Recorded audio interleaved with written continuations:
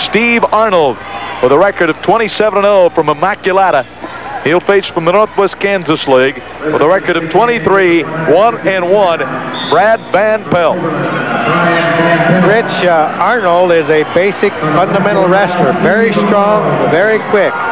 Van Pelt of Oberlin is a thrower. He likes to hook up, and he'll take you from any position on the mat.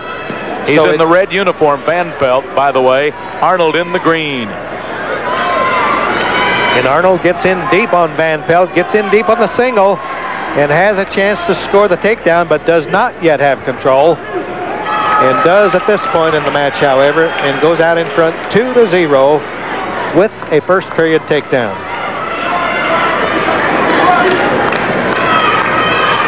There you see the score, 2-0, but Brad Van Pelt. Oakley in the Oberlin rather in the bottom position with a pretty intense look on his face. Arnold in the green uniform working topside. Van Pelt trailing 2-0 in the red and gray uniform.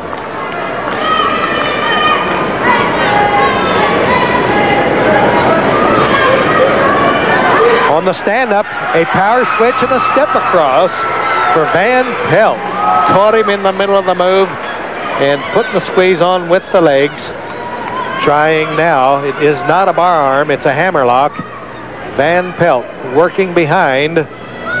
Tries to tie up Arnold's arm in his waist, which he does. The match is tied 2-2. Arnold of Immaculata in the green, in the bottom. Van Pelt on top, the red and gray. On a stand-up, Van Pelt sits through, and Arnold elevates Van Pelt. He's getting him in a dangerous position, trying for a backdoor escape. And Van Pelt trying to bridge out. He almost coughed up 4 points on the move. Was able to settle, and now a throw on the part of Van Pelt, and that is exactly the kind of a move we were talking about. Van Pelt can throw him from anywhere. And we'll have a brief discussion about the scoring, because even we are not sure what the score is at this point.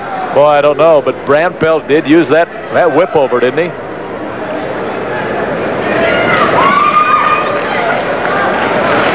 They didn't give him the points, and they gave him an escape, Ben.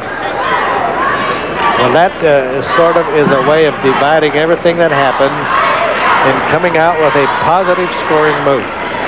But we'll wait just a moment, folks. We really don't know at this point what the score is.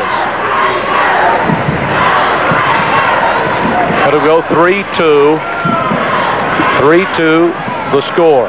And Arnold in the green leg band and the green, uniform is out in front. Explaining the call to the referee, to the coaching staff, Erickson from Oberlin. 3-2, Arnold in the lead. Van Pelt working topside, second period. I'm thinking the score should be 4-3. Van Pelt with a lead. Now Van Pelt puts a cradle on. He caught Arnold in a slow motion stand-up. He'll score 3. It's a good ride. He can hold him here the entire period.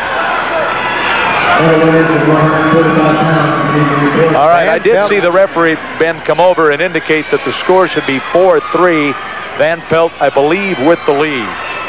We'll have a chance to check the scoreboard here in a few moments. In the meantime, Van Pelt has the best kind of a ride, which is a cradle, and he scores 3 points with a near fall with it. Arnold sitting through, trying to elevate and get Van Pelt high. Van Pelt now comes back with a reverse, half Nelson, and has a chance to score more back points, and the count is going. On the board, it shows 7-3, Van Pelt in the lead. That's right. Oh, Arnold gets the reverse, Ben. Slid right through and got the reversal. 7-5, second period action. Van Pelt working on the bottom now. He has a 7-5 lead. Tries for a stand-up.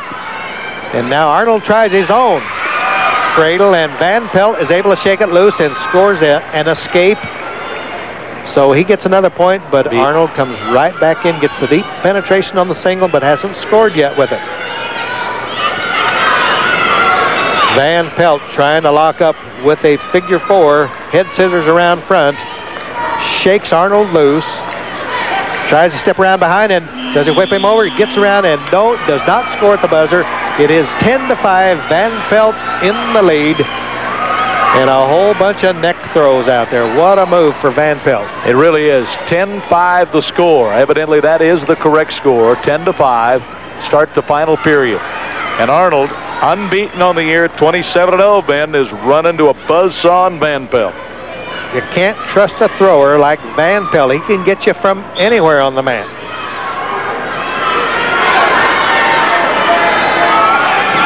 Van Pelt braces, thinks about standing up and does. Spins in, but Arnold drops in on the leg. Van Pelt now tries a freestyle move and comes off to the side and tries to whip Arnold over and gets him over and scores 2. On the reversal, Arnold showing signs of tired. Becoming tired. He's got his head down, and that's a real clue sometimes in wrestling.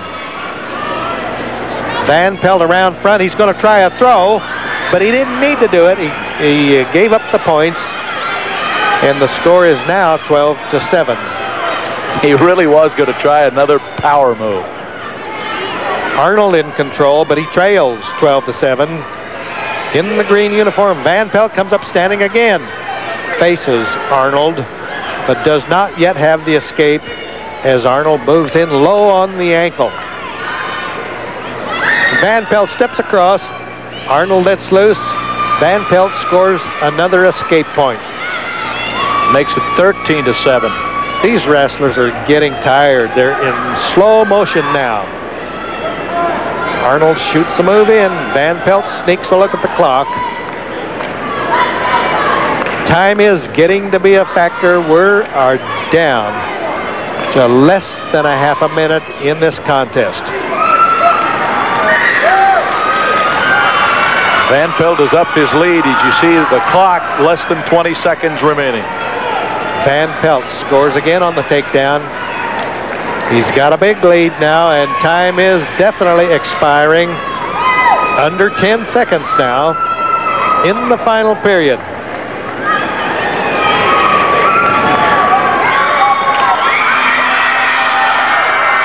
Well, Ben, the Oberlin crowd is on their feet, and Brad Van Pelt has himself a state championship, a senior who came into this match 23-1-1. Gives Steve Arnold of Immaculata his first loss of the year. Van Pelt really got the job done. He's got to be elated, as you saw there. The referee raised his hand, and he goes over to his coach Erickson there, elated, gets the embrace. Brad Van Pelt, the champion at 152 pounds for the 1989 3-2 and 1A tournament. Brad Van Pelt from Oberlin. All right, we'll go over to the award stand. Fourth place finisher at 145 pounds, Scott Sloop of Silver Lake. Scott Sloop of Silver Lake. Consolation champion, Lee Hillman of Eureka. Second place finisher was Travis Morin of Plainville. And the 1989 Kansas 145-pound champion, Sean Root from Royal Valley. So Root captures the championship, a 10-7 win over Travis Morin from Plainville. That sets us up for the 160-pound championship. We